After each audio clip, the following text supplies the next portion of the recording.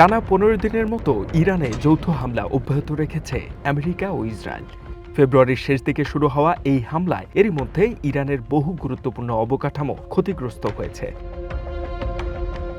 শনিবার ইরানের মধ্যাঞ্চলীয় শহর ইস্পাহানের একটি শিল্প এলাকায় আমেরিকা ইসরায়েলের ক্ষেপণাস্ত্র হামলায় ১৫ জন নিহত হয়েছেন। ওই সময় কারখানাতে কাজ করছিলেন শতাধিক শ্রমিক। সংবাদ সংস্থা ফার্স্ট নিউজ এজেন্সি জানায়, এদিন ইস্পাহানের একটি হিটিং ও কুলিং সরঞ্জাম তৈরির কারখানায় এই হামলা চালানো হয়। এই হামলার জন্য আমেরিকা ও ইসরায়েলি বাহিনীকে দায়ী করে সংস্থাটি। একই সময় ইসরায়েলে পাল্টা ক্ষেপণাস্ত্র হামলা চালিয়ে যাচ্ছে ইরান, ফলে আরও তীব্র আকার ধারণ করেছে এই সংঘাত। বিশ্লেষকদের মতে এই হামলার মধ্য দিয়েই ইরান ইসরায়েল সংঘাত পূর্ণাঙ্গ আঞ্চলিক যুদ্ধে রূপ নেয়ার ঝুঁকি তৈরি হয়েছে। ইরানের স্বাস্থ্য মন্ত্রণালয়ের তথ্য অনুযায়ী সংঘাত শুরুর পর থেকে এখন পর্যন্ত অন্তত ১,৪৪৪ জন নিহত এবং ১৮,৫০০ জনের বেশি মানুষ আহত হয়েছে।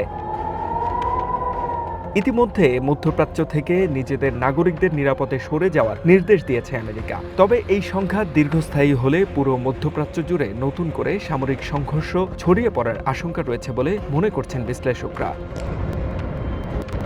এদিকে যুদ্ধবিরতি উপেক্ষা করেই অবরুদ্ধ গাজা উপত্যকায় হামলা অব্যাহত রেখেছে ইসরায়েল। গত ২৪ ঘন্টায় নতুন করে চালানো বিমান হামলায় অন্তত ৬ জন নিহত হয়েছে বলে জানিয়েছে কর্তৃপক্ষ। গাজায় চলমান এই হামলার কারণে মানবিক সংকট আরও গভীর হচ্ছে বলে সতর্ক করেছে আন্তর্জাতিক সংস্থাগুলো। H M Ataullah, one international desk.